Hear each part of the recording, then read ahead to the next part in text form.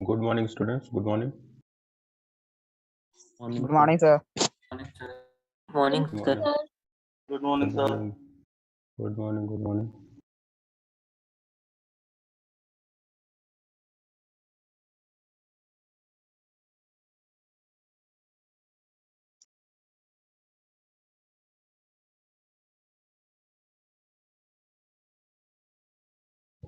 So last class में हम लोग क्या डिस्कस कर रहे थे? बहुत एक वीक से ज़्यादा 2 वीक का टाइम लगभग निकल गया। आई थिंक मुझे लग रहा है Brilliant Jones, sir. हाँ, विल्मा जोन डिस्कस कर रहे थे। उसके साथ अब आज की क्लास में हम लोगों को structure factor and atomic scattering factor पर फोकस करना है। ओके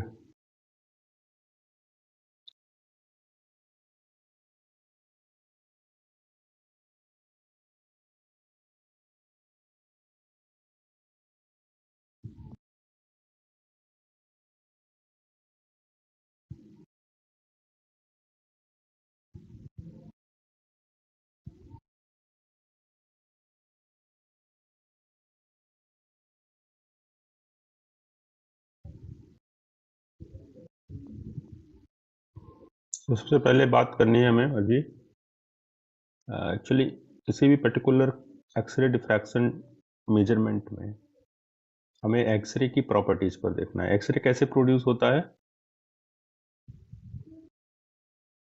हाई एनर्जी इलेक्ट्रॉन्स को हम लोग किसी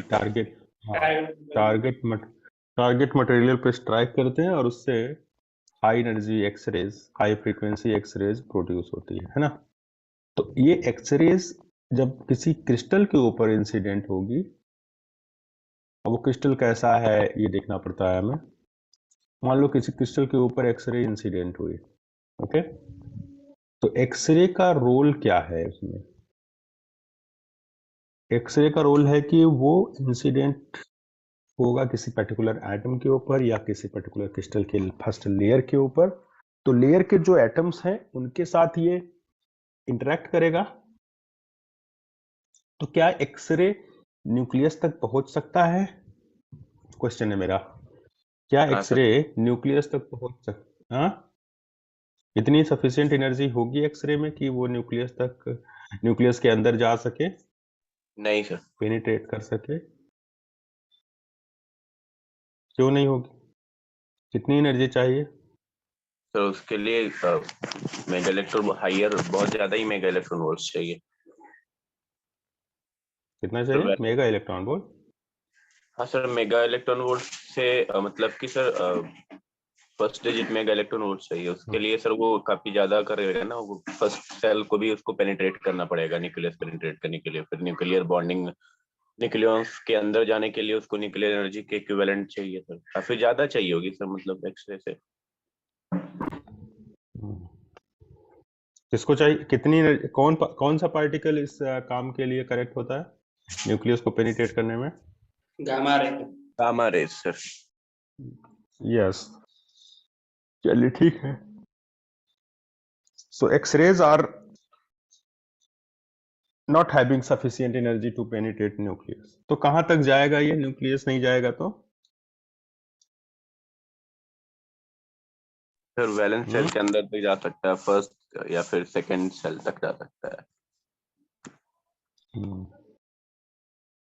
फर्स्ट सेकंड सेल तक जा सकता है, यस। तो आपके पास जो पर्टिकुलर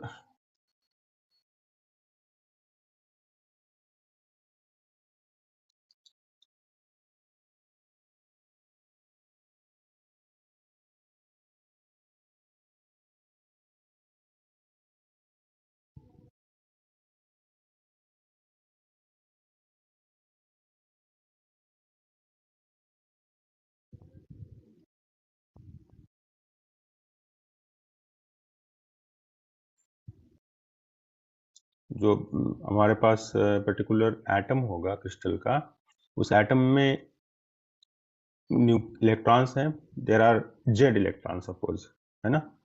जेड इलेक्ट्रॉन्स होते हैं पर्टिकुलर एटम में।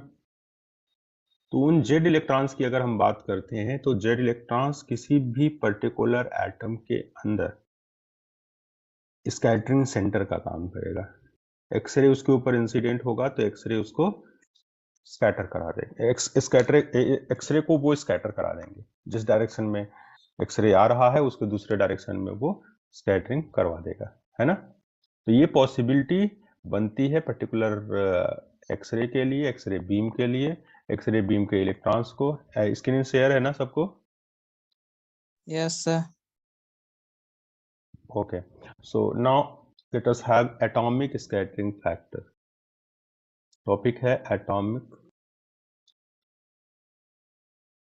scattering factor और फॉर्म फैक्टर। इसको फॉर्म फैक्टर भी बोलते हैं।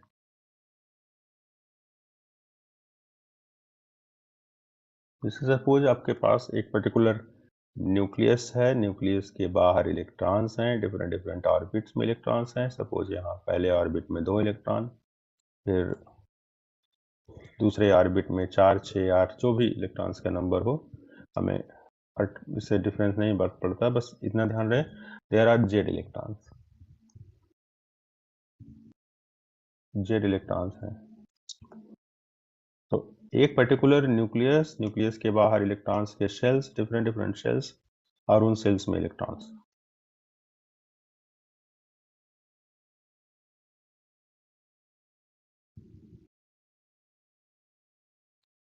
सेल्स में इलेक्ट्रॉन्स। तो इन इलेक्ट्रॉन्स के ऊपर जब एक्सरे आएगा, एक्सरे इंसिडेंट होगा, तो एक्सरे को स्कैटर कराने के लिए ये इलेक्ट्रॉन्स ही अपना रोल प्ले करेंगे। जैसे मान लो किसी प्लेस पर आपको जाना है, तो वहां पर जो गार्ड होंगे प्लेस के बाहर, जिनको उसकी सिक्योरिटी में रखा जाएगा, आपको उन्हीं से तो इंटरेक्ट करना पड़ेगा, उनसे मिलना पड़ेगा। अगर वो बोलते हैं यस परमिशन है तो अंदर जाओ, अदरवाइज बाहर चले जाना होता है। तो जस्ट वैसा ही यहाँ केस बनेगा। न्यूक्लियस के बाहर ये इलेक्ट्रॉन्स एज ए गार्ड खड़े, एक्सरे इस पर इंसिडेंट होता है। X-ray is high energy electromagnetic radiation, ये ऐसे स्कैटर आएगा और इस डायरेक्शन में स्कैटर होके चला जाएगा। तो ये डिफ्रैक्टेड एक्सरे बोलते हैं इसको, या scattered X-ray. Diffracted X-ray word भी यूज कर सकते हो, स्कैटर्ड एक्सरे भी यूज कर सकते हो। This is incident.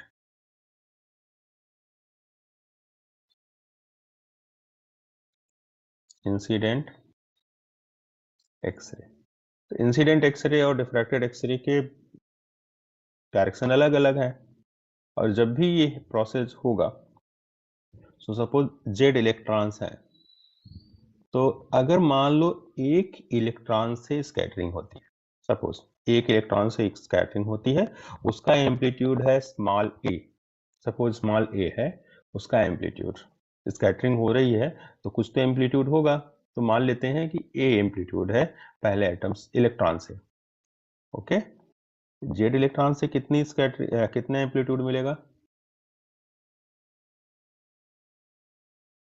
अगर एक से ए हो रहा है तो और सभी एटम से कितना, और सभी इलेक्ट्रॉन से टोटल कितना होगा जेड इलेक्ट्रॉन अगर है तो?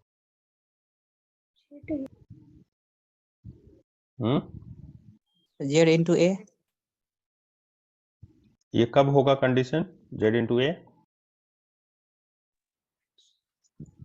जब कंस्ट्रक्टिव इंटरफेस करा तो, जब सभी इलेक्ट्रॉन्स। सर मेरी बात क्यों सुनाई दे रही भाई? डिफ्रैक्टर है, मेरी बात मुझे क्यों? सेम होगा उसके साथ। तो सपोज जितने भी इलेक्ट्रॉन्स हैं, सभी इलेक्ट्रॉन से जो स्कैटरिंग हो रही है, वो स्कैटरिंग कैसी हो जाए? एक फेज में हो जाए। स्कैटर्ड एक्सरेज अगर एक फेज में हो जाएंगे, मान लो एक इलेक्ट्रॉन का स्कैटरिंग हुआ, दूसरे इलेक्ट्रॉन से भी स्कैटरिंग हुआ, तो जितने इलेक्ट्रॉन है सबसे स्कैटरिंग एक फेज में अगर होती है, सबके थ्रू स्कैटरिंग पार्ट एक फेज में होता है, तो टोटल जो स्कैटरिंग एम्पलीट्यूड होगा that will be sum of amplitudes of scattered X-ray from one electron. एक इलेक्ट्रॉन से जो हो रहा है, 2 इलेक्ट्रॉन से जो हो रहा है, सबका मल्टीप्लाई कर दोगे जेड इलेक्ट्रॉन से, तो टोटल सम हो जाएगा अलग अलग इंडिविजुअल इलेक्ट्रॉन से जो स्कैटरिंग हो रही है उसका समेशन, अगर एक फेज में होगा, कंस्ट्रक्टिव होगा तो। सर यहाँ पे सेम फेज का एक आने फेज का में होने का, मतलब एक इलेक्ट्रॉन से मान लो यहाँ से इलेक्ट्रॉन से स्कैटरिंग हुई, दूसरे इलेक्ट्रॉन से भी ये ऐसे ही हो रहा है, तीसरे इलेक्ट्रॉन से भी ऐसे ही हो रहा है, चौथे इलेक्ट्रॉन से भी ऐसे ही हो रहा है, तो ये चारों एक फेज में हुआ। Yes sir. Constructive interference in phase बोलते हैं ना आप लोग, यस या फेज डिफरेंस कैसा, फेज डिफरेंस बोल सकते हो 2n पाई। तो यहाँ एटॉमिक फॉर्म फैक्टर को डिफाइन कर रहा हूं मैं, अब देखिए इसका फॉर्मूला, एटॉमिक फॉर्म फैक्टर और scattering factor, this is defined as small f, इसका सिंबल f होता है, and this is ratio of amplitude of x-ray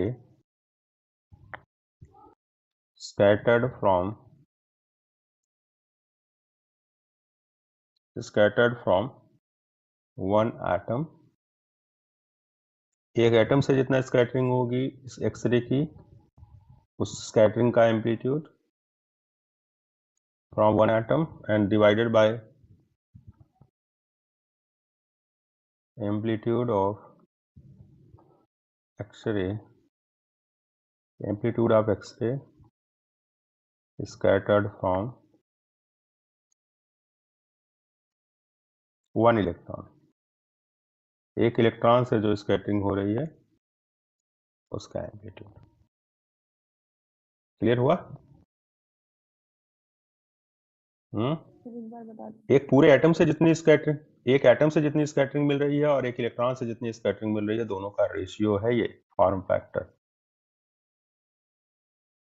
मान लो एक एटम के अंदर 10 इलेक्ट्रॉन है, इस तरह से 10 इलेक्ट्रॉन्स आपके पास, सबसे स्कैटरिंग हो रही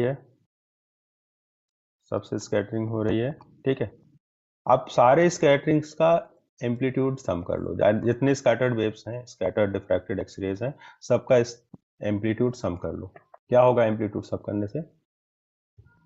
मान लो इसका एम्पलीट्यूड ए है, इसका ए है, इसका ए है, ए है, ए है, ए है, और ये पेयर में डिस्ट्रक्टिव इंटरफेरेंस दिखा रहे हैं, पेयर में मान लो ये डिस्ट्रक्टिव इंटरफेरेंस दिखा रहे हैं, तो पूरे एटम का एम्पलीट्यूड कितना हुआ, पूरे एटम से एम्पलीट्यूड स्कैटर्ड एक्सरे, अगर पेयर्ड में है, अगर ये मान लो 10 इलेक्ट्रॉन थे, तो 10 इलेक्ट्रॉन से दो के पेयर में ये डिस्ट्रक्टिव इंटरफेरेंस की, जैसा आप जानते ही हैं, वो आउट ऑफ फेज हो जाए, अगर 180 का फेज डिफरेंस हो जाए दो के बीच में, तो total net amplitude scatter wave का क्या होगा?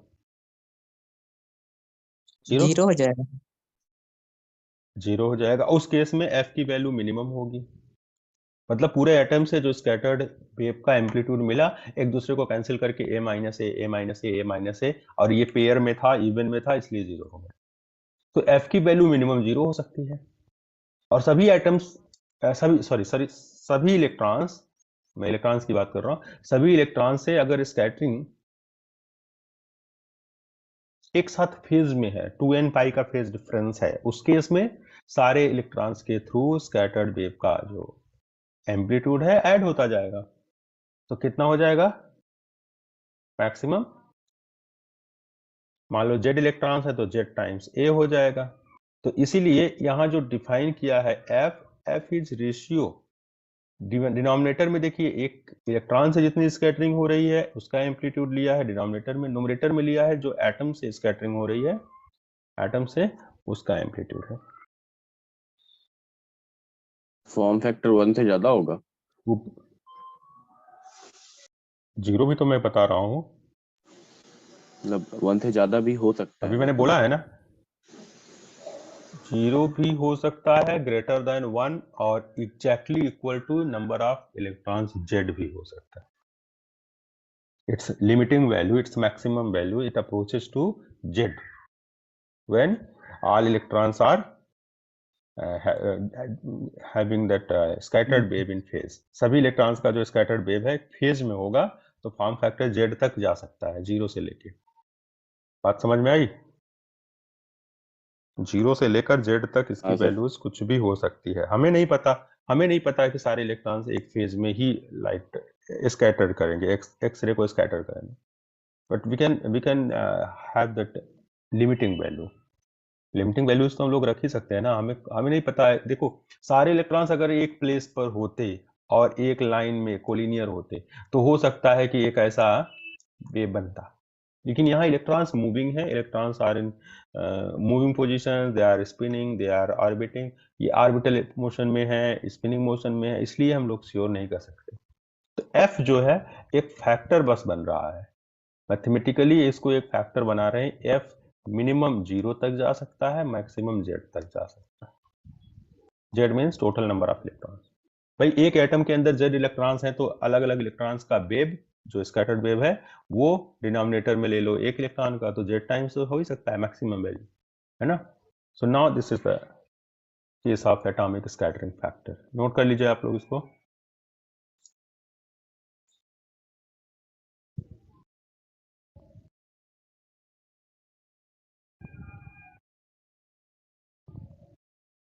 एक मिनट, थोड़ा सा मुझे देखना है मेरा विंडो अपडेट तो नहीं हो रहा है।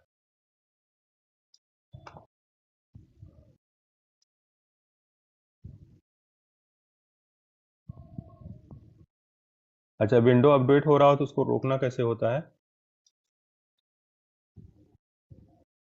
किसी को पता है? सर सर्च में सर सर्विस सर्च कीजिए सर, हाँ विंडो के सर्च में सर सर्विस में जाके उसमें विंडो अपडेट करके एक ऑप्शन है सर, उसमें जाके यार सर वो मैं जहाँ बहुत बहुत मैं कह रहा हूँ ना, एक्टिव और उसमें वो रोक देना होता है ना, हाँ सर एक्टिव हो तो। विंडो, हाँ सर तो उसमें विंडो अपडेट में जाके सर विंडो अपडेट ही हो रहा है ना सर।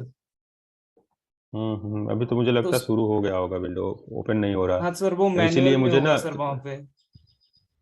हम्म एक मिनट में ट्राई करता हूँ। एक्चुअली ना मेरा इसीलिए शुरू में क्लास स्टार्ट होने में लेट हो रहा था। अब घूमता रहता है विंडो वाला, अपडेट जब तक खत्म ना हो, हर समय अपडेट लेता रहता है सिस्टम। उसको कर दीजिए सर, एक बार जो पता मांगता है दे दीजिए। क्या दे दीजिए, दे देते हैं वो हमेशा 2-4 दिन 4 दिन 5 दिन पे फिर शुरू हो जाता है। सर तो लैपटॉप चेंज कर दीजिए फिर। नहीं सर अब मैं बता रहा हूँ वाईफाई में ना, इसमें मैंड्रॉइड मैं में बात कर दिया सर। क्या क्या कह रहे हो? सर वाईफाई जो कनेक्शन है उसमें सर मैंड्रॉइड ऑप्शन में कर दिया सर आपने? नहीं सर, किया क्या करते हैं बताओ तो।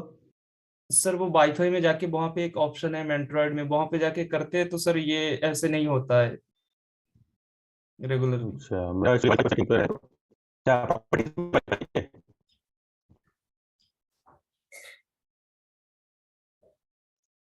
एक सेकंड बता दो तो मैं तो अपडेट करता हूँ। सर आपकी आवाज कट रही है सर, लैग हो रहा है सर। रुको, अभी सर्विसेज से ही कैंसिल करता हूँ, बाद में कर लूंगा इसको, ठीक है। सर्विसेज से ही कैंसिल करता हूँ, अभी रनिंग हो रहा है इसीलिए स्लो भी हो रहा है मेरा लैपटॉप।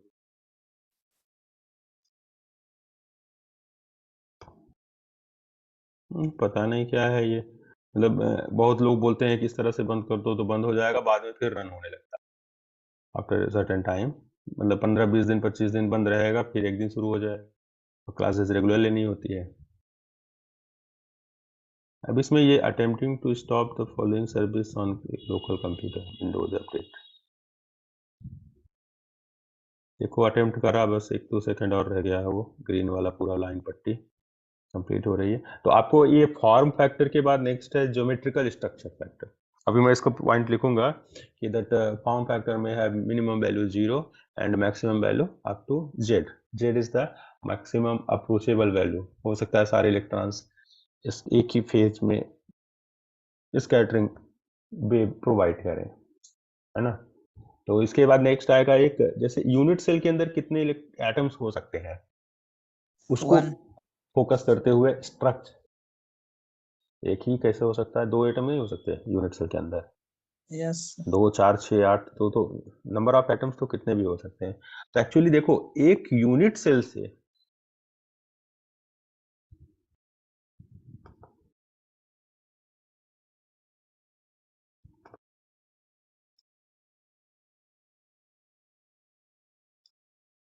चलो अभी स्टॉपिंग कर रहा हूँ लेकिन स्टॉपिंग हो नहीं रहा है।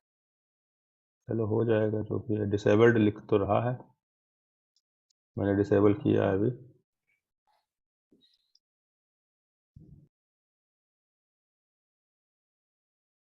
ठीक है चलो क्लास में लेते हैं, आप बाद में देखा जाएगा। सर अपने एफ के बारे में सो क्या नंबर बताया, ऑफ जेड कब होगा? एटम्स, क्या कह रहे हो फिर से बोलना। जेड कब होगा सर फॉर्म फैक्टर? लिख रहा हूँ मैं अगले पेज पे। Okay sir. Okay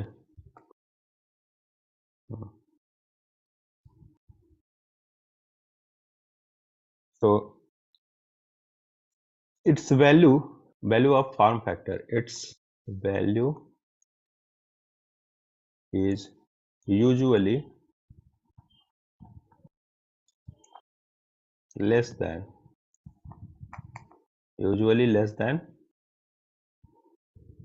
the number of electrons in the atom, less than the number of electrons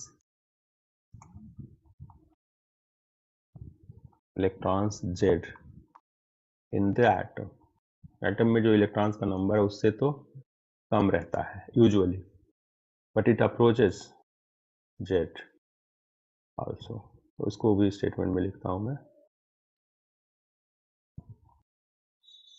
if diffracted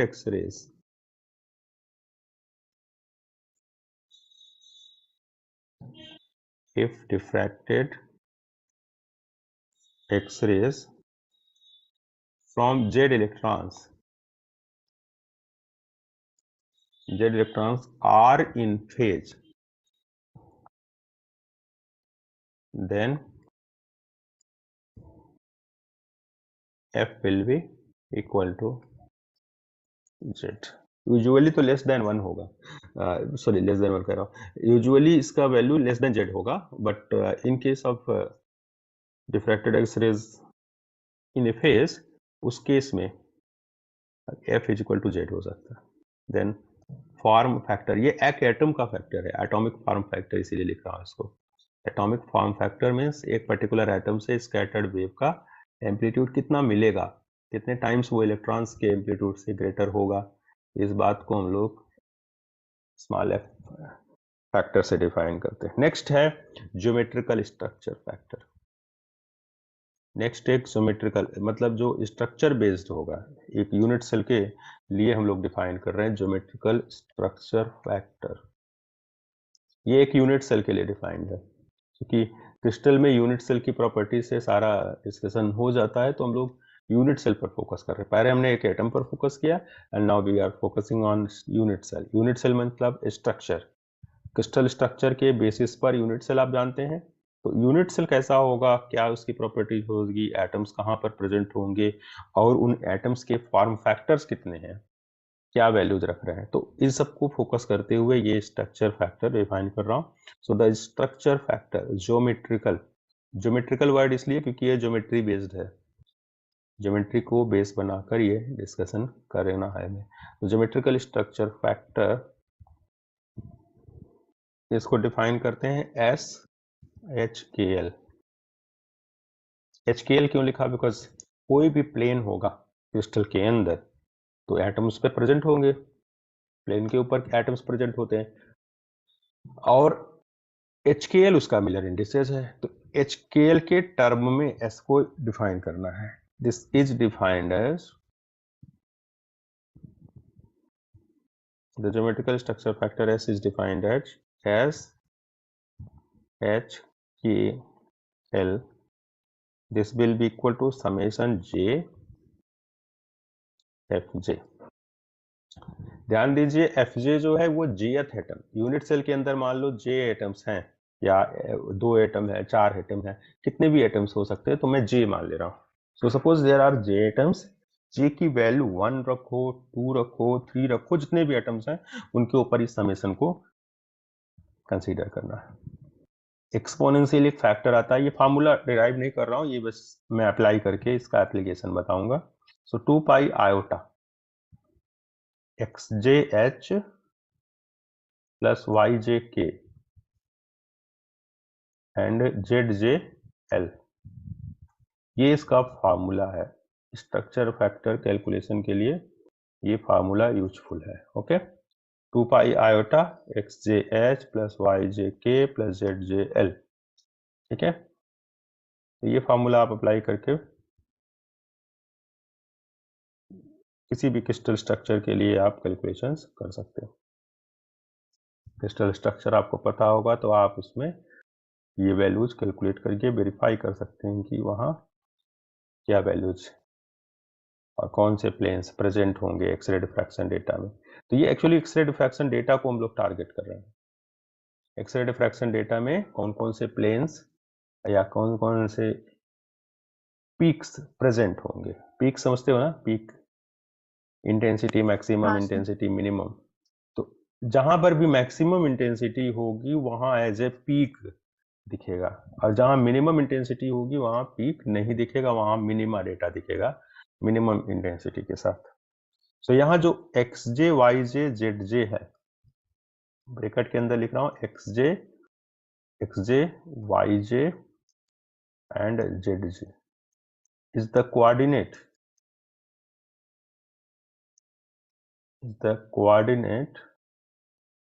of jth atom। ये jth atom के coordinates हैं। jth atom in the unit cell, unit cell के बाहर नहीं लेना है, unit cell के अंदर के ही एटम्स लोगे। In the unit cell and fj is atomic form factor of jth atom, atomic form factor of jth atom। थोड़ा करेक्ट कर देता हूं, आप लोग नोट कर लीजिए इसको।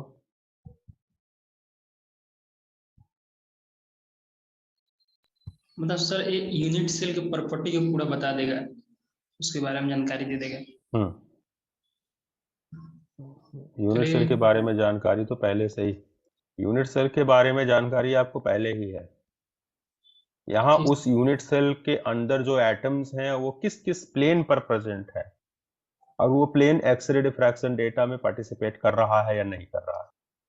एक्सरे डिफ्रैक्शन डेटा में उस प्लेन का रोल है या नहीं है, मैक्सिमा मिनिमा कैलकुलेशन में उसका रोल है कि नहीं है, वो बताएगा ये।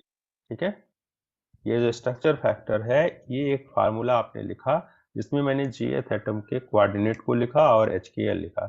तो एक्चुअली जो जिस प्लेन पर एटम प्रेजेंट है, सपोज एटम का कोऑर्डिनेट आपको पता है, एटम किस प्लेन पर प्रेजेंट है, क्या वो प्लेन मैक्सिमम इंटेंसिटी दे रहा है या मिनिमम इंटेंसिटी, इसको कैलकुलेट करने के लिए हम लोग ये फैक्टर मल्टीप्लाई करते हैं। ठीक है, तो सर आप लोग नोट कर लीजिए। डायरेक्ट लैटिस के साथ साथ सर रेसिप्रोकल लैटिस के भी हो सकता है। ये डायरेक्ट लैटिस का कोऑर्डिनेट डायरेक्ट लैटिस का लिखा है, रेसिप्रोकल का नहीं है ये। ठीक है, कोऑर्डिनेट्स डायरेक्ट लैटिस में x J Y J Z जे जैसे कोऑर्डिनेट्स डायरेक्ट लैटिस में होते हैं। रेसिप्रोकल लैटिस में के एक्स के वाई के जेड टाइप के कोऑर्डिनेट्स होंगे। तो F J is atomic form factor of jth atom, अगले पेज पर jth एटम लिखा ऑफ jth एटम। तो J की वैल्यू 0 से एंड 0 से क्यों स्टार्ट होगी? एटम 0 होगा क्या? जितने एटम्स होंगे उन एटम्स के लिए रिलेट कर रहे हो आप, 0 से क्यों स्टार्ट करेंगे J? And HKL is Miller indices, HKL are the Miller indices।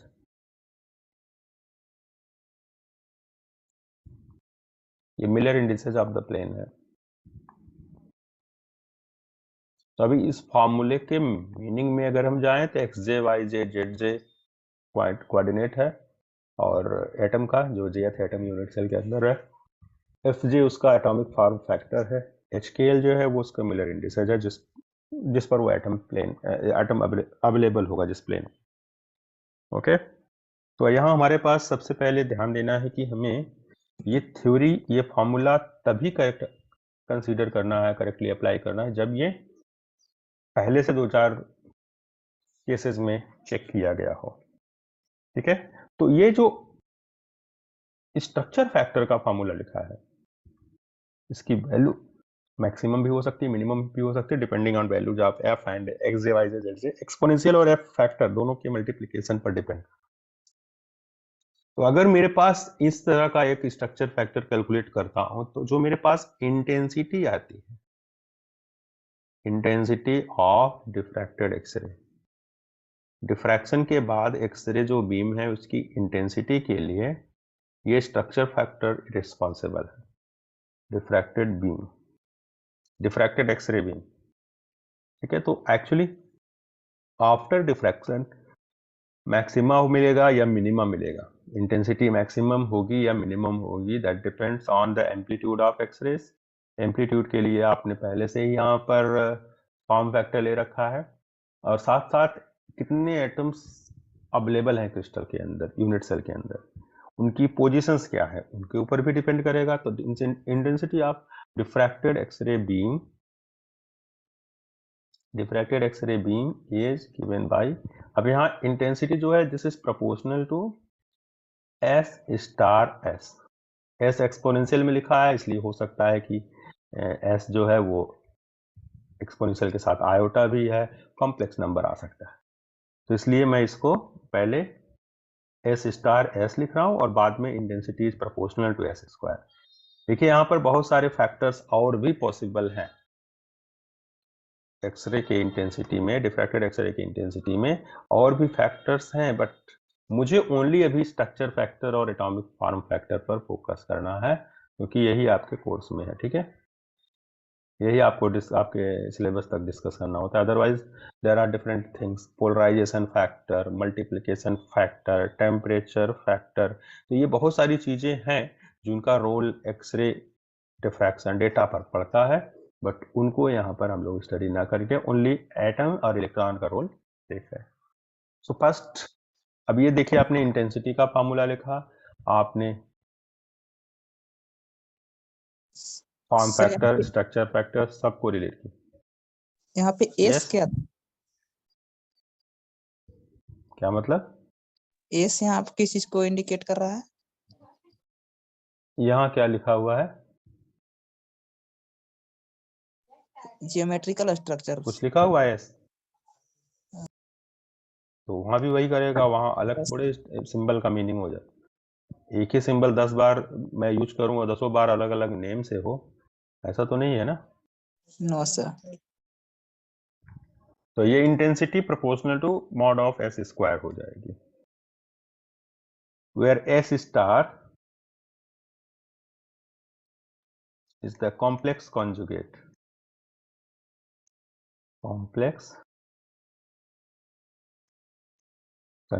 of S। S का ये कॉम्प्लेक्स कॉन्जुगेट है,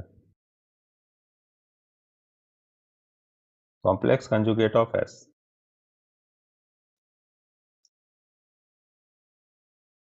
नोट कर लीजिए इसको।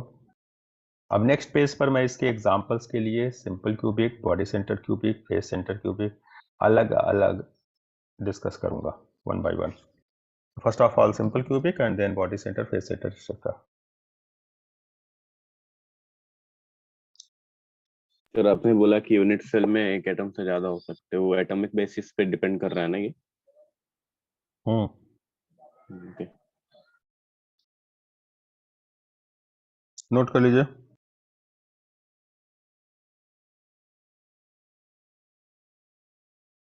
हो गया sir I proportional S star S, sir वो कैसे लिखे हैं? जो एस है उसके प्रपोज वो एम्पलीट्यूड की तरह बिहेव करेगा।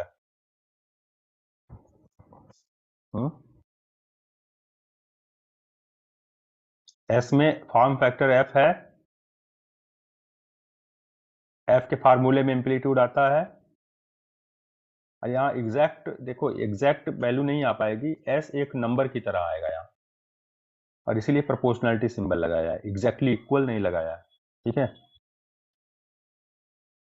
तो जितने भी एटम्स हैं क्रिस्टल के अंदर, उनके कंस्ट्रक्टिव या डिस्ट्रक्टिव इंटरफेरेंस से कुछ तो एस की वैल्यू आएगी, 2 एटम्स हैं, 4 एटम्स हैं, 8 एटम्स हैं, तो उनका हम लोग टोटल रिजल्टेंट लेकर कैपिटल एस में आ जाएगा, समेशन वगैरह लेके सबको सम करते हुए, ऐड करते हुए, और फिर उसके बाद उसको स्क्वायर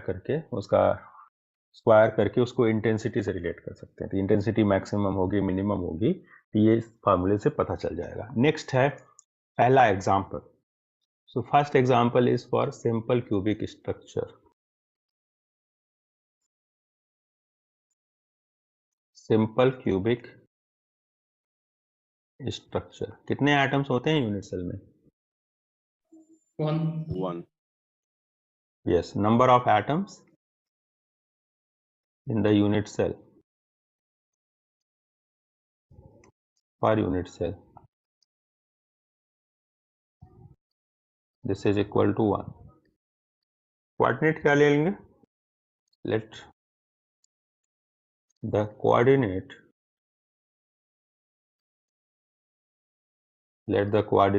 of this atom, कहाँ पर ले तो बेटर रहेगा? कोऑर्डिनेट बताओ। सर कॉर्नर पर। Form factor is F. तो हम लोग ओरिजिन पर लेते हैं, सबसे best point origin. Choose this atom, consider this atom at origin. इस एटम को एट ओरिजिन कंसीडर कर लो। सपोज आपने इस एटम को ओरिजिन पर ले लिया, इस एटम का फॉर्म फैक्टर है एफ, ठीक है। तो ये जो एफ है, F is form factor and only 1 atom है, तो इसलिए समेशन भी लगाने की जरूरत नहीं पड़ेगी। देयरफॉर ज्योमेट्रिकल स्ट्रक्चर फैक्टर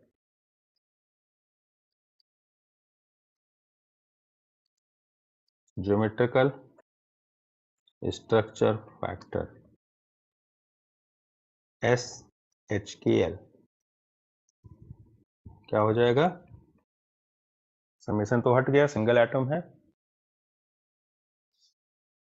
तो यह आ जाएगा F into exponential 2 pi iota, coordinate क्या है? 0 इंटू एच प्लस 0 इंटू के plus 0 into L. So value will be F only. F for each HKL plane. कोई भी HKL प्लेन होगा उसके लिए ये वैल्यू एक ही होगी, F।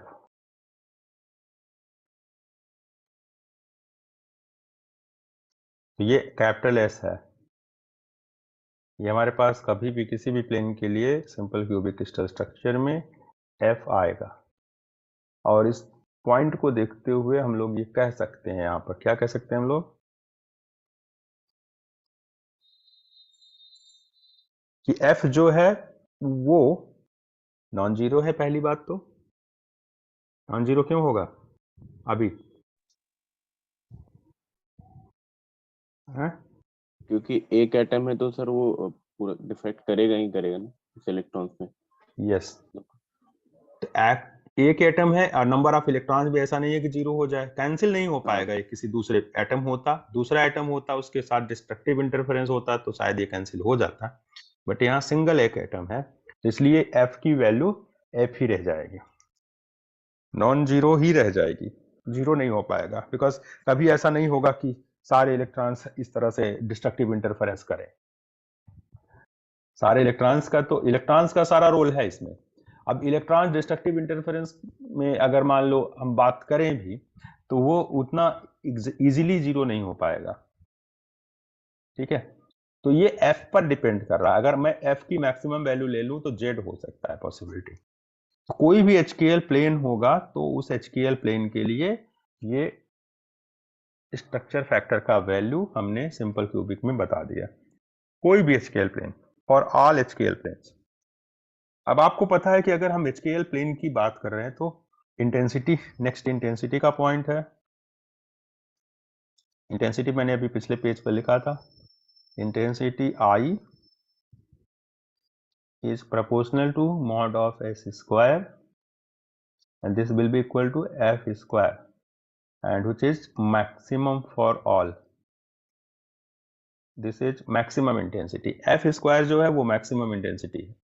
प्लेन कोई भी हो, HKL प्लेन कोई भी हो, क्रिस्टल के अंदर, एक सिंपल क्यूबिक क्रिस्टल के अंदर, उसके लिए intensity always proportional to F square होगी. यह है maximum intensity. Maximum intensity for all planes, जितने भी प्लेन्स हैं, for H and every HKL plane, for all HKL plane, for all HKL planes. क्या किसी प्लेन के लिए ऐसा होगा कि ये वैल्यू चेंज हो जाए? नहीं चेंज हो सकती ना. नो सारे HKL प्लेन्स के लिए यही वैल्यू आएगी. तो आप ये ध्यान देंगे कि सिंपल क्यूबिक क्रिस्टल स्ट्रक्चर में जितने भी HKL प्लेन्स हैं सबके लिए इंटेंसिटी मैक्सिमम होगी. किसी एक के लिए भी ऐसा नहीं होगा कि ये 0 हो जाए इंटेंसिटी या मिनिमम हो जाए. Okay, this is the possibility of intensity peaks, intensity in peak of HKL peaks in simple cubic. तो सिंपल क्यूबिक स्ट्रक्चर में HKL peaks की इंटेंसिटी के लिए ये पॉसिबिलिटी है. अब हम लोग अब बात करेंगे नेक्स्ट पॉइंट पर. नेक्स्ट पॉइंट है कि पीक्स का ऑर्डर कैसे डिफाइन करते हैं. How to define order of. क्या कम हो सकता है? अब F की वैल्यू क्या होगी उस पर डिपेंड करेगा ना. मैं ये बोल रहा हूँ F की वैल्यू क्या होगी उस पर डिपेंड कर रहा है. F की वैल्यू 5 होगी, 10 होगी, 15 होगी, अच्छा, कितने इलेक्ट्रॉन्स हैं, ठीक है, ऊपर डायरेक्टली वैल्यू पर. मैं फिक्स नहीं बोल रहा हूँ कि F की वैल्यू 10 ही ले लो, 20 ले लो, 25 ले लो. This F is nearly equal to Z, nearly equal to Z. मतलब सर F की वैल्यू कुछ भी हो बस वही होगी इंटेंसिटी उसके स्क्वायर, और ये 0 नहीं उसके प्रोपोर्शनल. हाँ, दो बातें हैं यहाँ पर. यहाँ और फैक्टर्स भी हो सकते हैं जैसे temperature effect, polarization factor, multiplication factor. वो सब फैक्टर्स पर मैं यहाँ बात नहीं कर रहा हूँ. मैं ओनली बात कर रहा हूँ पोजीशन ऑफ एटम्स एंड उनके फॉर्म फैक्टर्स को रिलेट करके. ओके, सो नेक्स्ट पॉइंट है मेरे पास. फॉर ऑल HKL प्लेन्स कैसे लिखा सर आपने? अरे HKL की वैल्यू कुछ भी रख दो, उसमें क्या आएगा ये बताओ. F हाँ, के अलावा कुछ आएगा इस फार्मूले में? नहीं, हाँ, तो उसी बात को उसी को लिख रहा हूं मैं. सो सिंस साइन थीटा की वैल्यू क्या होती है अगर ब्रैक्स लॉ के अकॉर्डिंग देखें तो is equal to n lambda upon 2a square root के अंदर h square plus k square plus l square.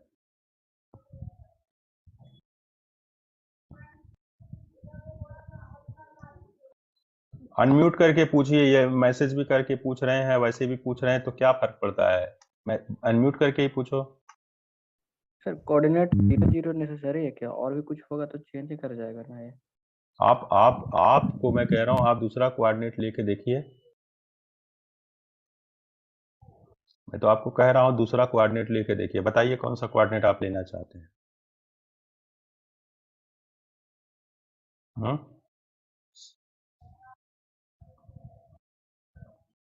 आप कोई दूसरा कोऑर्डिनेट लेके चेक कर लीजिए. Since sine theta is equal to n lambda upon 2a into h square under root h square plus k square plus l square. So when theta increases, sin theta also increases. जब theta बढ़ेगा तो sin theta बढ़ेगा, and जब sin theta बढ़ेगा then under root h square plus k square plus l square also increases. तो अगर question में बोल रहा है कि थीटा की वैल्यू बढ़ा रहे हैं, थीटा इज इंक्रीजिंग, तो थीटा इंक्रीजिंग का मतलब है कि साइन थीटा बढ़ा रहे हैं, और साइन थीटा बढ़ेगा तो under root h square plus k square plus l square की वैल्यू भी बढ़ेगी. h square plus k square plus l square क्या है? HKL का स्क्वायर करके सम किया गया. HKL क्या है? मिलर इंडिसेस है. तो आपके पास ये रीजन क्लियर है ना. h square plus k square plus l square कैसे बढ़ेगा? अब क्योंकि HKL इंटीजर्स हैं तो इंक्रीजिंग ऑर्डर हमें बताना जरूरी है। Increasing order of HKL planes,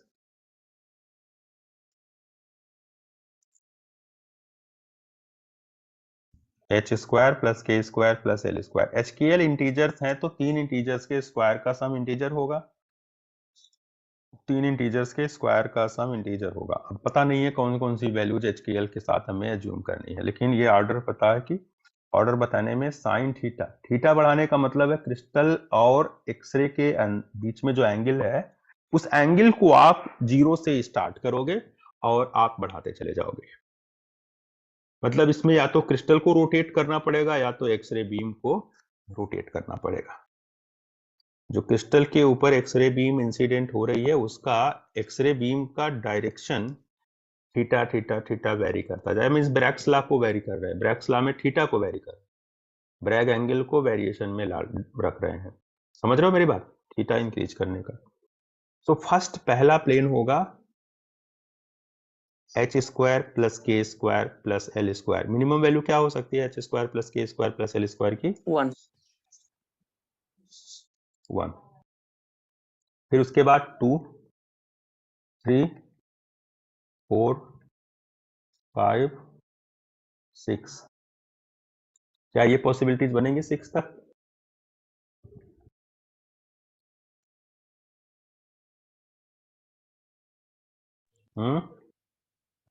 yes sir. 2 1 1 का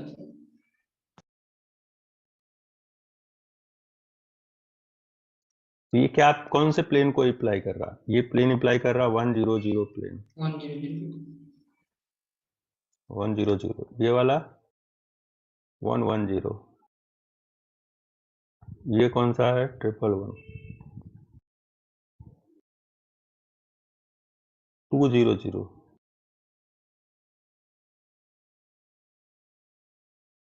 2 1 0। 2 1 1।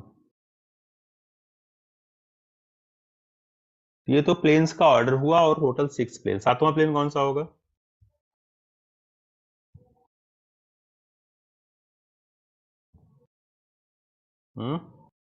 सातवें प्लेन के लिए एच स्क्वायर के स्क्वायर एल स्क्वायर का सम क्या होगा बताओ?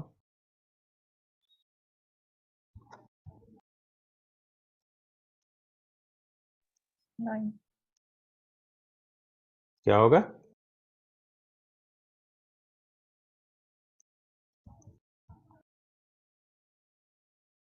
नहीं आएगा। तो अब 7th क्या आएगा? ये 2 2 1 है।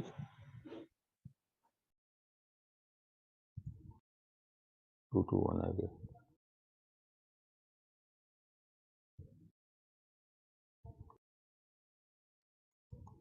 मैं पूछ रहा हूँ H square plus K square plus L square कितना आएगा?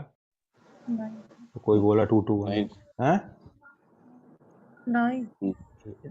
7 या 8 या 9 क्या आएगा? सर 8 आएगा सर। 8 आएगा। अभी तक 9 बोल रहे हो, कभी 7 8 बोल रहे हो, कुछ तो कंफर्म कर लो। 2 2 1 भी बोल रहे हो। नहीं सर 2 2 0 कर देंगे, सॉरी सर। वो भी तो हो सकता है ना एक plane. H square plus K square plus L square 7 possible है या नहीं? नहीं sir.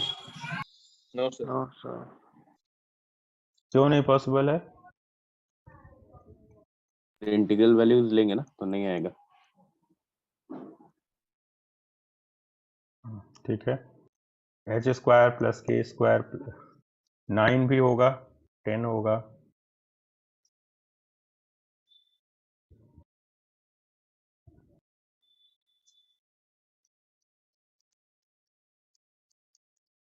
is equal to 9, 10, 11, 12, 13 implies 3 0 0 और 2 2 1। 10 वाला जो है वो 3 1 0 प्लेन है, 11 वाला 3 1 1।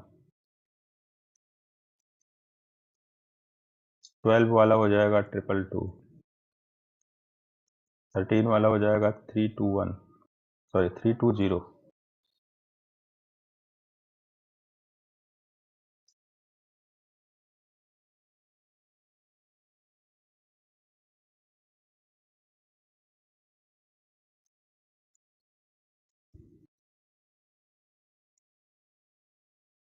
हो जाएगा। तो ये आपके पास टोटल 12 प्लेन मैंने बना दिया, 12 प्लेन्स के लिए HKL बता दिया, and this is increasing order of this planes. इसके बाद 13th 14th 15th कुछ और प्लेन्स भी आप लोग बना लेना, बता देना कि क्या वैल्यूज हैं उसकी, HKL वैल्यूज क्या क्या होंगी, इसके लिए एक ऑर्डर बनाते हुए नेक्स्ट पेज पे आप कर देना, ठीक है। मैं बस इतने ही प्लेन्स बता रहा हूँ, आगे के प्लेन्स में आपको HKL एक एक यूनिट बढ़ाते जाना है, देखना है कि क्या उसके लिए HKL पॉसिबल है तो आप उसकी कॉम्बिनेशन से बना दीजिएगा, नहीं पॉसिबल है तो छोड़ देना। 10 11 13 12 13, okay, so this is increasing order of HKL plane। Sir एक स्लाइड बैक कर दीजिए।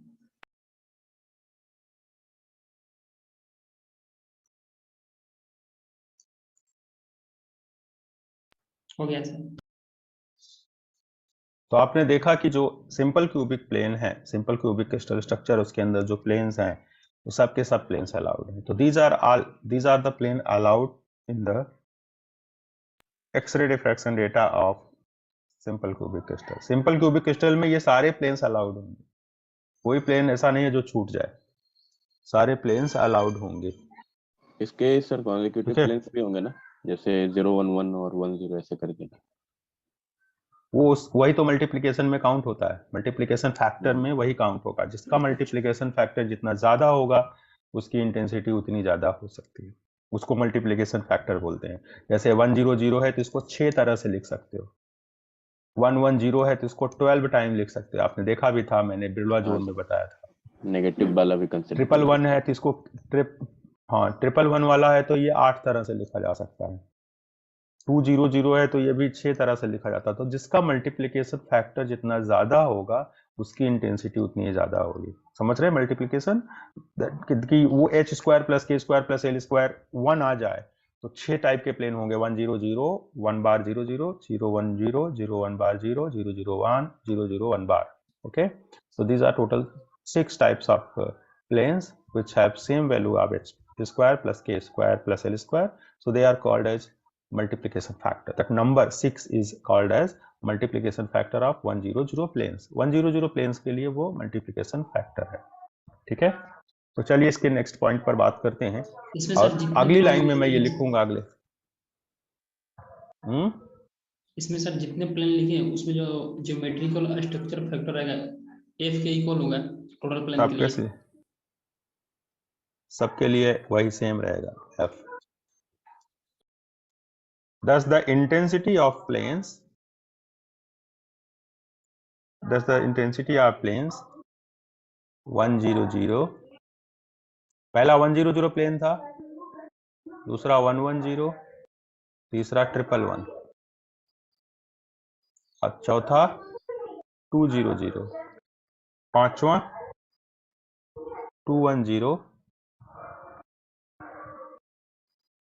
211 एंड इसके बाद 220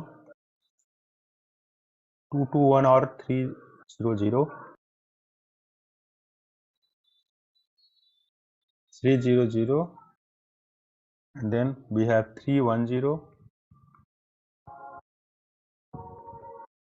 311, next है 311 and next 222 नेक्स्ट इसके बाद है 320, फिर 321 dot dot dot is maximum. तो इन प्लेन्स की इंटेंसिटी मैक्सिमम है, these planes are having maximum intensity in the X-ray diffraction data।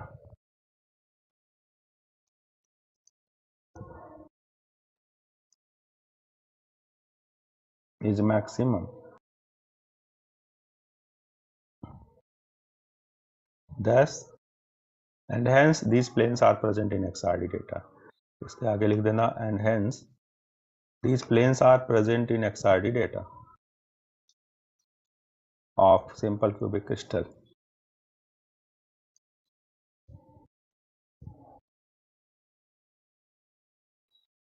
Hence these planes are present in XRD data of simple cubic crystal. कोई भी plane छोड़ा नहीं मैंने, सारे plane लिख दिए। सिंपल क्यूबिक क्रिस्टल के XRD डेटा में ये प्लेन्स प्रेजेंट होंगे, ये बात यहां से प्रूफ हो जाती। ओके, नेक्स्ट पॉइंट है बॉडी सेंटर्ड क्यूबिक स्ट्रक्चर। दूसरा एग्जांपल मैं ले रहा हूं, body centred cubic structure. Second point is body centred cubic structure. तो बॉडी सेंटर्ड क्यूबिक स्ट्रक्चर के लिए अगर हम लोग बात करें तो कितने एटम्स होंगे यूनिट सेल के अंदर? 2। Number of atoms in per unit cell. एक यूनिट सेल में एटम का नंबर 2 है। Unit cell this is equal to 2। Coordinates क्या होंगे एटम्स के? एक 0 coordinates 0 of a/2 a/2 a/2। ठीक है, कोऑर्डिनेट ऑफ एटम्स आर एक ओरिजिन हो गया, एक कॉर्नर्स का कंट्रीब्यूशन है तो उसको ओरिजिन पे मान लिया, एंड दूसरा है बॉडी सेंटर का तो उसको मान लीजिए 1/2 1/2 1/2। मैंने ए हटा दिया है बिकॉज क्रिस्टलोग्राफी में हमें ए की जरूरत नहीं है। ए को या ABC जो भी है वो लैटिस पैरामीटर अंडरस्टूड है कि यहाँ पर ए के टर्म में होगा तो a/2 a/2 a/2 लिखते हैं। ठीक है, तो 1/2 1/2 1/2 this is the coordinate of atoms। दो एटम्स हैं, दोनों एटम्स के कोऑर्डिनेट हमने कंसीडर कर लिया। ओके, तो नेक्स्ट है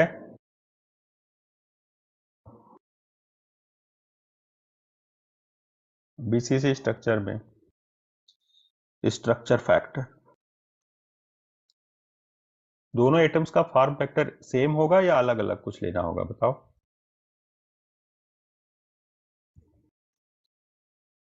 सर अलग अलग होना चाहिए, 2 एटम्स आ रहे हैं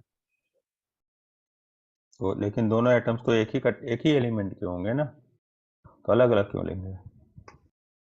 कोऑर्डिनेट पे डिपेंड करेगा। डिफ्रैक्शन के कारण सर, उसमें डिफ्रैक्शन के कारण उसमें सर जो मैक्सिमा मिनिमा का आपने बोला कि डिस्ट्रक्टिव और कंस्ट्रक्टिव, उसमें फैक्टर थोड़ा सा वो डिस्टर्ब कर देगा ना वो पहले वाले केस से। मतलब उसमें एक सर्टेनिटी थी कि वो 0 नहीं होगा, इसमें हो सकता है, मतलब थोड़ी सी ज्यादा इसमें सर्टेनिटी आ जाएगी। इसीलिए तो मैं पूछ रहा हूँ दोनों एटम्स का फॉर्म फैक्टर एक लेंगे या अलग लेंगे? मेरे हिसाब से अलग लेना चाहिए सर। क्यों? दोनों एटम्स एक ही एलिमेंट के हैं ना, तो अलग अलग क्यों होगा? अच्छा, कोऑर्डिनेट एलिमेंट तो एक ही है ना। भी फिक्स्ड है ना। हाँ, कोऑर्डिनेट तो अलग अलग ले ही ले रहा हूँ मैं। कोऑर्डिनेट तो दो हाँ 0 सर 0 F लेंगे सर सेम, मतलब वो आएगा अलग, मैं ये सोच रहा था। 2 पाई आयोटा XJ। मैं एक बार फार्मूला लिख रहा हूँ यहाँ पे, YJ K plus ZJ L। ये कोऑर्डिनेट के साथ रिलेट कर दिया, ठीक है, S को। तो 2 पॉइंट्स के लिए ये फार्मूला एक्सपैंड हो जाएगा, दोनों एटम्स हैं और 0 0 0 और half half half coordinate. Note कीजिए इसको।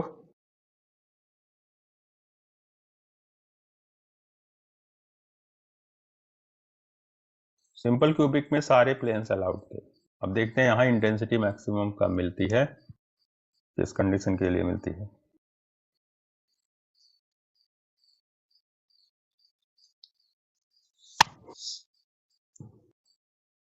नोट कर लिया? नहीं सर।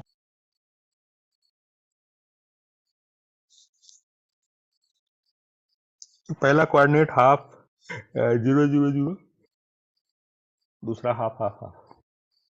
चलिए मैं नेक्स्ट पेज पे। तो यहाँ फार फैक्टर सेम हो जाएगा बिकॉज क्रिस्टल में दोनों एटम्स, जो कॉर्नर पर है वो भी और बॉडी सेंटर पर वो भी है, दोनों एक ही एलिमेंट के हैं, both have same number of electrons, so उनके फॉर्म फैक्टर सेम ले लिया मैंने, 0h 0k plus 0 into L. तो पहला कोऑर्डिनेट हो गया ये, plus f exponential 2 pi iota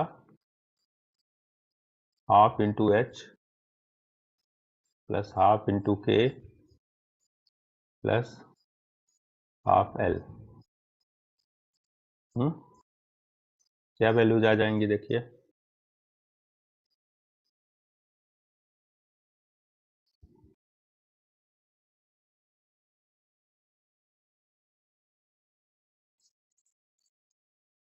क्या आ जाएगा, f कॉमन ले लीजिए, 1 प्लस एक्सपोनेंशियल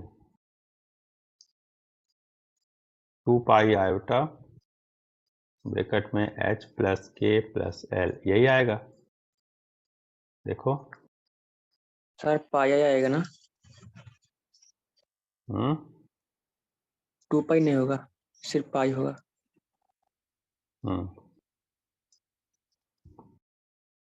ठीक है, मैं लिख देता हूँ उसको।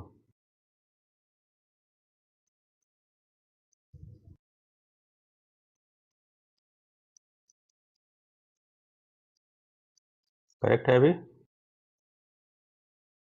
Yes sir. 1 प्लस एक्सपोनेंशियल पाई iota h plus k plus l। अब ये मैक्सिमम और मिनिमम कब कब होगा, f के साथ 1 प्लस 1 होगा एक, तो ये 2f हो जाएगा दोनों एटम्स के थ्रू। ये मेरी आवाज क्यों सुनाई दे रहे हो भाई, ऐसा अनम्यूट करने की जरूरत क्या है कि मैं अपना ही रिफ्लेक्शन सुन रहा हूँ।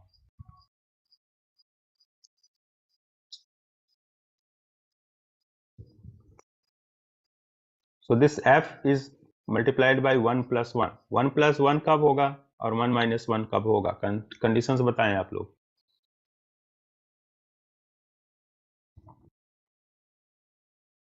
फिजिकल कंडीशन, इवन सर, तो ऊपर 1+1 मल्टीप्लाई, मैथमेटिकल फिजिकल दोनों। देखिए दोनों एटम्स से जो स्कैटरिंग हो रही है अगर आउट ऑफ फेज है तो कैंसिल हो जाएगा, इन द फेज होगा तो सम हो जाएगा, बात सही है। दोनों एटम्स का जो स्कैटरिंग है, स्कैटरिंग एम्पलीट्यूड, अगर वो दोनों सम हो रहा है मतलब दोनों एक फेज में होंगे और समेशन हो जाएगा, और दोनों आउट ऑफ फेज होंगे तो कैंसिल होकर के जीरो हो जाएगा। ये कब होगा, जब h प्लस के प्लस एल, ऐसे प्लेन्स जिनकी h प्लस के प्लस एल वैल्यू इवन होगी, तो एक्सपोनेंशियल 2 पाई आयोटा 4 पाई आयोटा 6 पाई आयोटा का वैल्यू 1 होता है, ये पता है हमें। दूसरा है जब h प्लस के प्लस एल ऑड होगी तो एक्सपोनेंशियल पाई आयोटा, एक्सपोनेंशियल 3 पाई आयोटा, एक्सपोनेंशियल 5 पाई आयोटा, इसकी वैल्यू जीरो हो जाती है। तो ऑड इवन में इसको डिस्टिंग्विश कर लेना पड़ता है हमें। और इसके बाद नेक्स्ट है intensity, I is proportional to mod of s square and this is equal to 4f square and 0. तो 4f square is maximum intensity, 0 is minimum intensity। maximum minimum कब कब आते हैं वो रीजन आपने लिखा। तो इंटेंसिटी मैक्सिमम, अब आप देखिए दोनों एटम से कंस्ट्रक्टिव इंटरफेरेंस हुआ तो f और f सम हो गया, तो पूरे यूनिट सेल में जितने एटम्स हैं सबसे स्कैटरिंग एक फेज में मिल रही है, तो वो हो गया f एक एटम का, दूसरे f दोनों को ऐड कर लिया, और जब आउट ऑफ फेज हुई तो f माइनस f हो गया, जीरो हो गया। तो आपको यहाँ पूरा का पूरा जो इंटेंसिटी की प्रॉपर्टी है वो यहाँ मैच होती दिख रही है। तो ये मैक्सिमम इंटेंसिटी मिनिमम इंटेंसिटी हो गया, एंड कब होगा, जब h प्लस के प्लस एल इवन हो या h प्लस के प्लस एल ऑड हो, ठीक है। सो दैट्स द प्लेन्स, कौन से प्लेन्स? ऐसे प्लेन्स जिसमें h plus k plus l even है। Planes 1 1 0 h plus k plus l even, 2 0 0 2 1 1 2 2 0 dot dot dot. और सारे प्लेन्स नहीं लिख रहा हूँ, बस 4 प्लेन बहुत है। चारों प्लेन्स के लिए h plus k plus l even है, are present. These planes are present in the XRD data. XRD मतलब X-ray diffraction data. XRD X-ray diffraction data with maximum intensity. ये plane की intensity maximum होगी. They are present with maximum intensity in the XRD data of X-ray diffraction data of body center cubic structure with maximum intensity.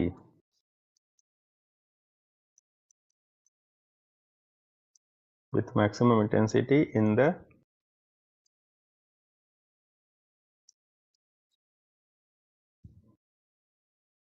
चलिए ठीक है, understood है कि कहाँ पर एक्स-रे डिफ्रैक्शन डेटा की बात कर रहे हैं, तो किस क्रिस्टल की बात कर रहे हैं तो पता ही है ना, BCC crystal. Other planes have minimum intensity, zero intensity and they are absent, वो एब्सेंट होंगे। अदर प्लेन्स,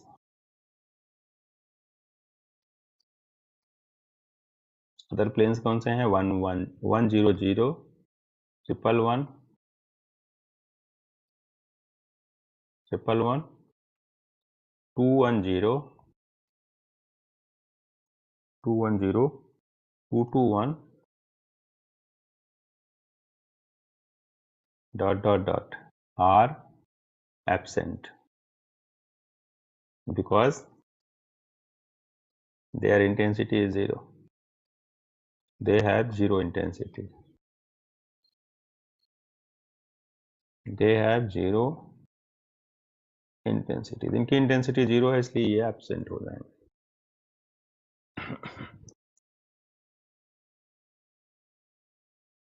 ये प्लेन्स एब्सेंट हो जाएंगे because their intensity is negligible, zero. तो चलिए ये पॉइंट्स हमने डिस्कस किया, अभी बीसीसी भी हो गया। अब नेक्स्ट है एफसीसी। एक बार 2 स्लाइड पीछे करिए ना, 7th वाला। सर ये एफ ऑफ 1 + 1 ये 2f ऐसे हो गया सर, आप एक्सप्लेन कर देंगे? नहीं समझ। एक्सपोनेंशियल की वैल्यू आपने कभी कैलकुलेट की है? हाँ सर की तो है। एक्सपोनेंशियल की वैल्यू में 2 पाई आई, 4 पाई आई, 6 पाई आई 1 होता है। Okay sir. अरे एक स्लाइड पीछे। एक्सपोनेंशियल में पाई आई मैंने बोला। ओके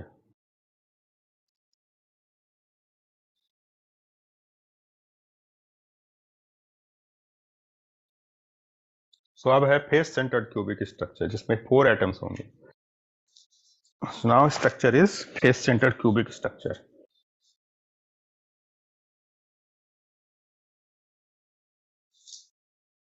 हो गया सर। ये वाले पेज को भी नोट कर लो जिसका छूटा हो।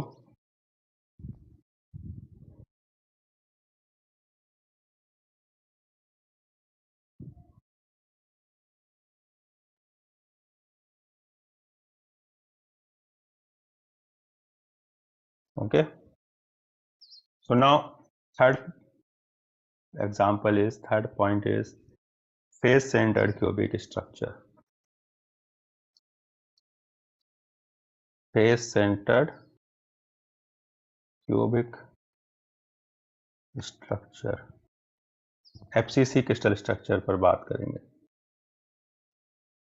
Number of atoms per unit cell,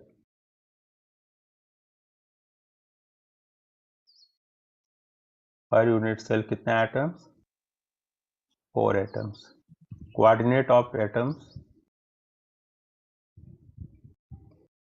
coordinates क्या होंगे एटम्स के बताइए? 1 2 3 4, चारों एटम्स के कोऑर्डिनेट्स फिर एक 0 0 0 करके और फिर एक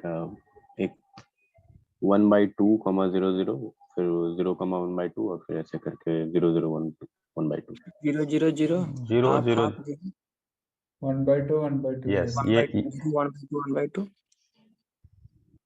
यस ये करेक्ट है,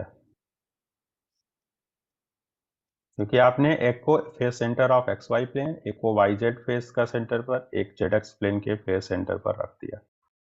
इस तरह हाँ से ये फेस सेंटर्स के कोऑर्डिनेट्स। ठीक है, नाउ ज्योमेट्रिकल स्ट्रक्चर फैक्टर, सारे एटम्स का फॉर्म फैक्टर 1 है, क्योंकि सारे एटम्स एक ही एलिमेंट के होंगे। एक ही एलिमेंट के सारे एटम्स के फॉर्म फैक्टर हमें सेम कंसीडर करना है। ओके, अब स्ट्रक्चर फैक्टर का कैलकुलेशन, देयरफॉर ज्योमेट्रिकल, अब की बार मैं सारे एटम्स के कोऑर्डिनेट पहले पुट करूंगा, फार्मूला नहीं लिखूंगा। तो capital S H K L, इसमें टोटल 4 टर्म्स होंगे। पहला टर्म एफ एक्सपोनेंशियल और 2 pi iota 0h plus 0k plus 0l bracket बंद plus F exponential 2 pi iota half h plus half k plus 0l। ठीक है, तो इस तरह से हम लोग 2 टर्म्स और भी लिख सकते हैं। मेन पॉइंट है इसमें ढूंढना कि कौन सा प्लेन अलाउड है, कौन सा नॉट अलाउड है, कौन के लिए मैक्सिमम आएगी, कौन से किसके लिए मिनिमम आएगी।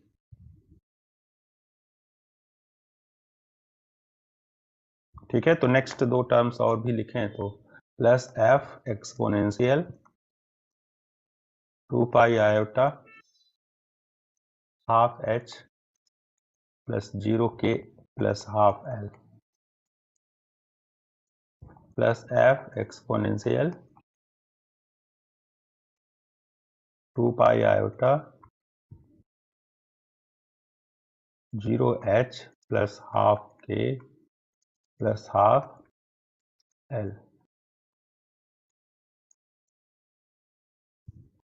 ठीक है, सो नाउ इनको हम लोग सिंप्लीफाई करें तो इन टर्म्स से सिंप्लीफाइड वे में हमें जो मिलेगा वो क्या आएगा, और फिर उसको HKL के समेशन वगैरह में देखेंगे कि कैसे वो मैक्सिमम मिनिमम इंटेंसिटी के रिलेटेड इंफॉर्मेशन दे सकता है। So this will B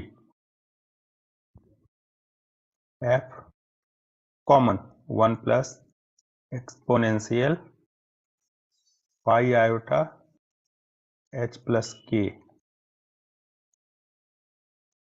plus exponential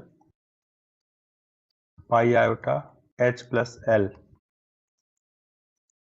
plus exponential pi iota k plus l।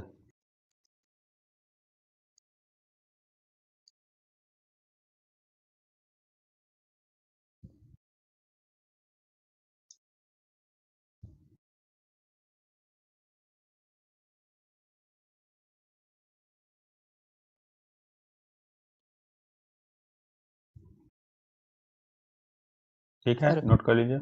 Next slide sir. क्या मतलब? Previous slide. मतलब इतनी देर बाद याद आया?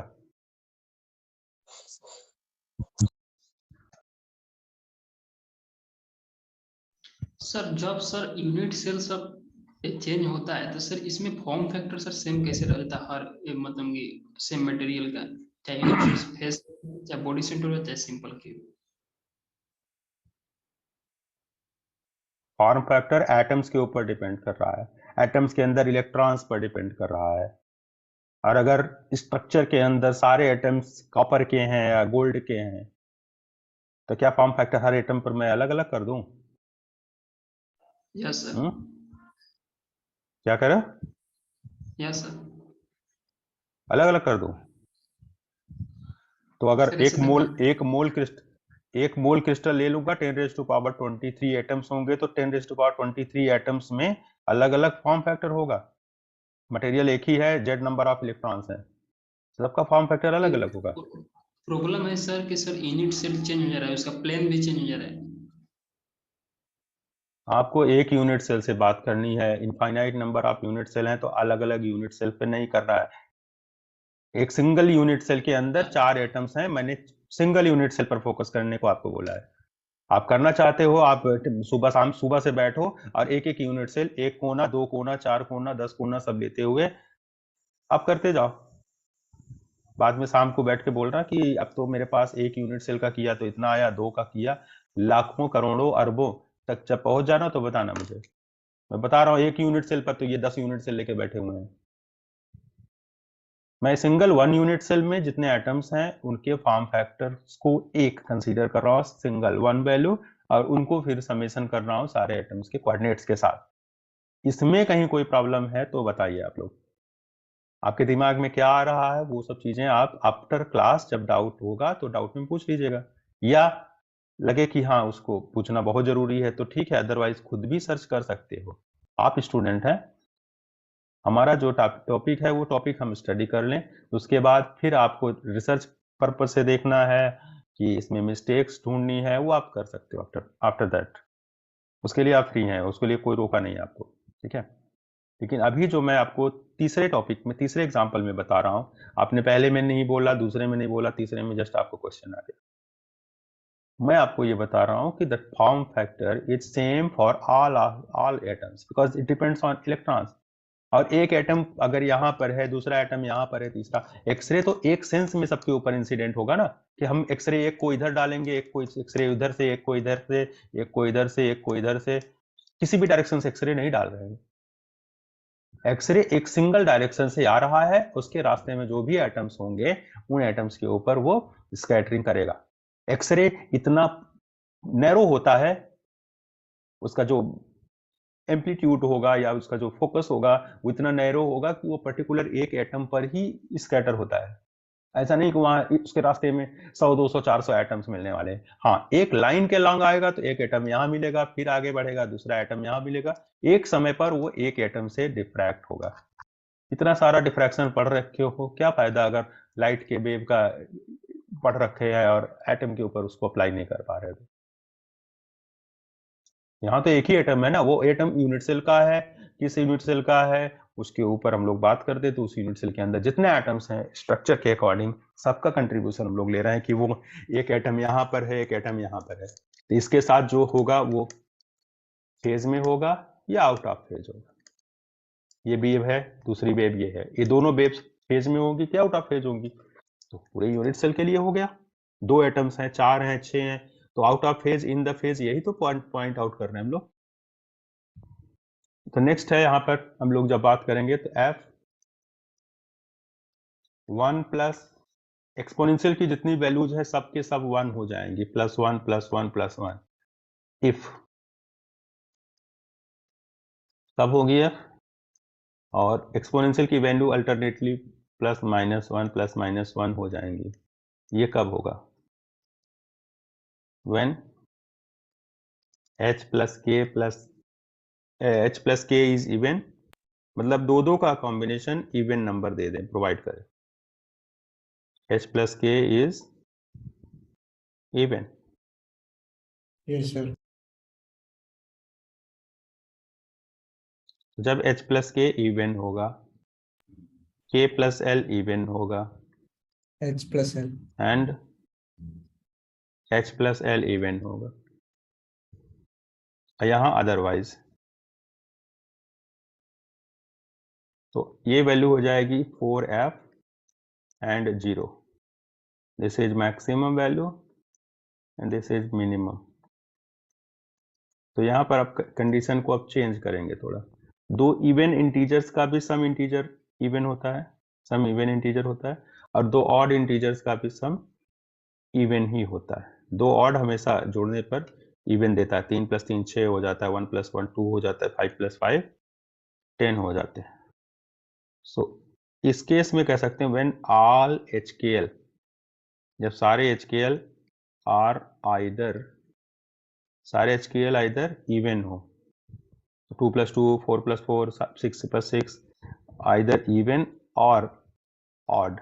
अगर ऑड होंगे 3 + 3 5 6 हो जाता है 6, और 1 + 1 2 हो जाता है। तो ऑड दो इंटीजर्स लिए जाएं, दो ऑड इंटीजर्स, उनका सम भी इवन होता है, और दो इवन इंटीजर लिए जाएं तो उनका भी सम इवन होता है। अब यहाँ पे अदरवाइज वाले में when HKL have mixed even odd integers, HKL have, अगर इवन ऑड का मिक्सचर होगा तो have mixed even odd values. Even odd values HKL जो है इवन ऑड का मिक्सचर अगर रखेगा तो उसमें पॉसिबिलिटी है कि वो 0 हो जाएगा। तो यहाँ देखिए, जब भी HKL के कॉम्बिनेशन में मिक्सिंग करोगे तो एक्सपोनेंशियल की वैल्यूज में दो तो नेगेटिव आएगा, एक पॉजिटिव ऑलवेज आएगा।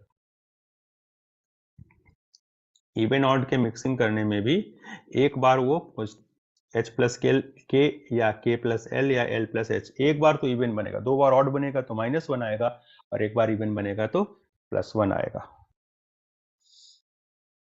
ठीक है, चलिए इसी पॉइंट पर मैं आज की क्लास एंड करता हूं।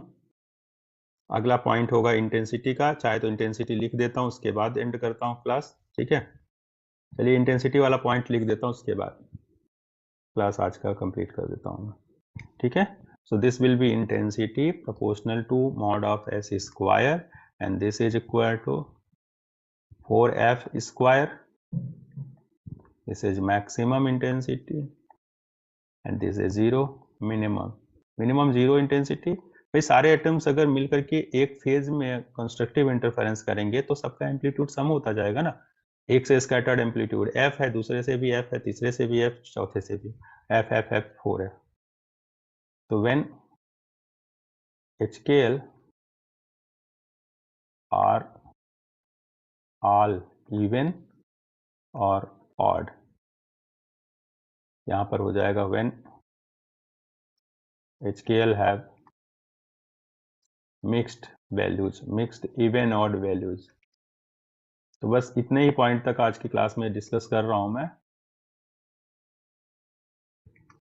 कुछ क्वेश्चंस आपको होमवर्क में दे देता हूं, या आप इसके बेसिस पर अगर 2 लाइन लिखना चाहो तो आप लिख सकते हो 10 द प्लेन्स। कौन से प्लेन्स प्रेजेंट होंगे जिनमें HKL तीनों इवन हो या तीनों ऑड हो?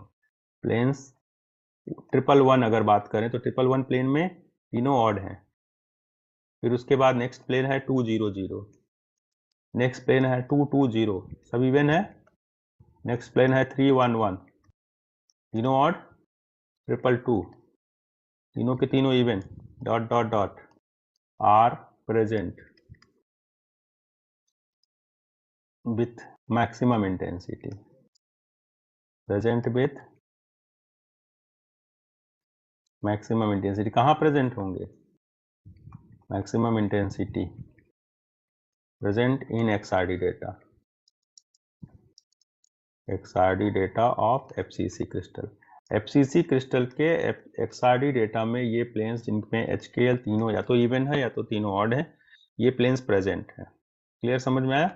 कि मैंने जो भी प्लेन्स लिए या तो तीनों इवन नंबर है या तो तीनों ऑड नंबर है, और ऑर्डर के अकॉर्डिंग लिया है, जैसा मैंने ऑर्डर अभी बताया था सिंपल क्यूबिक वाले में। So these planes are present with their maximum intensity. Okay, maximum intensity. And कुछ प्लेन्स ऐसे भी हैं जो एब्सेंट हैं, एंड द प्लेन्स कौन से हैं जो कि एब्सेंट है? 100, अब ये इवन ऑड मिक्सचर है। 110, ये भी इवन ऑड मिक्सचर है। 210, इवन ऑड मिक्सचर, 0 को इवन नंबर की तरह ट्रीट करते हैं। 221, 310 are absent because they are having minimum intensity। इन प्लेन्स के लिए मिनिमम इंटेंसिटी है तो ये एब्सेंट हो जाएंगे। ठीक है, are absent because they have minimum intensity. चलिए इतना मैंने बता दिया। ये FCC क्रिस्टल का भी पूरा स्ट्रक्चर फैक्टर कैलकुलेशन हो गया, और कौन से प्लेन अलाउड हैं कौन से नॉट अलाउड हैं ये बता दिया। अब मैं 2-3 क्वेश्चंस आपको एज ए होमवर्क दिखाऊंगा और उनको आप लोग ट्राई करके अगली क्लास में आएंगे। ओके, तो अभी का क्लास का टॉपिक यहीं पर एंड हुआ, डिस्कशन थ्योरेटिकल। क्वेश्चन दिखा दूं? ये क्वेश्चन सर। जैसे है, ये क्वेश्चन आपको करना है सॉल्व।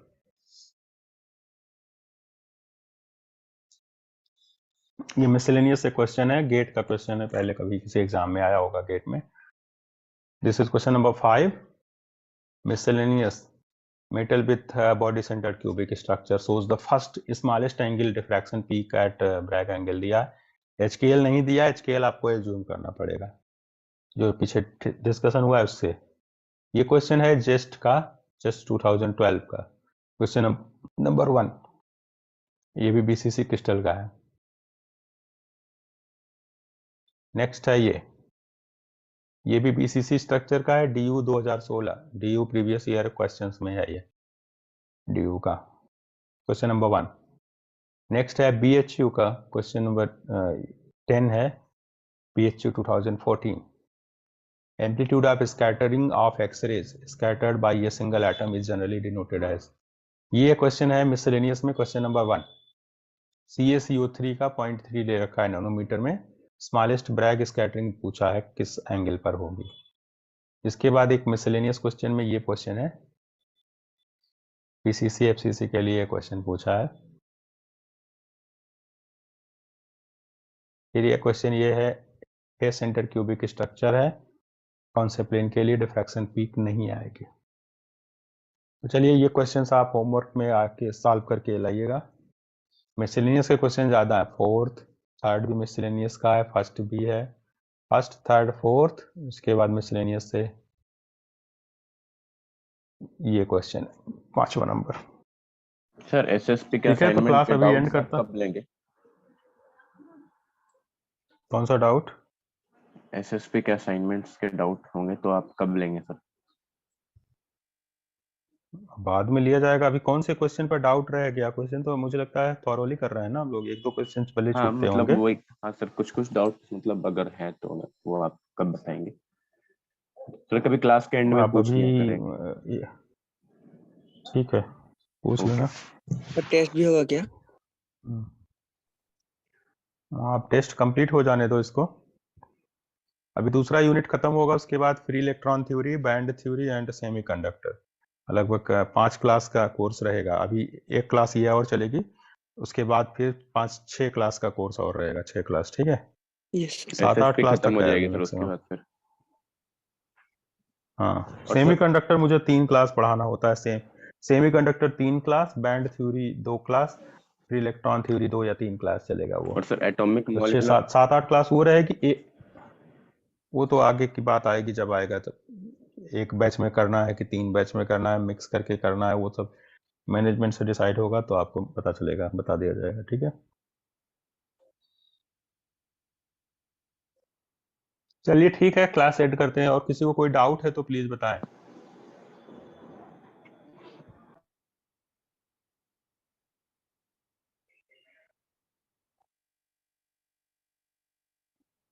चलिए कोई बात नहीं।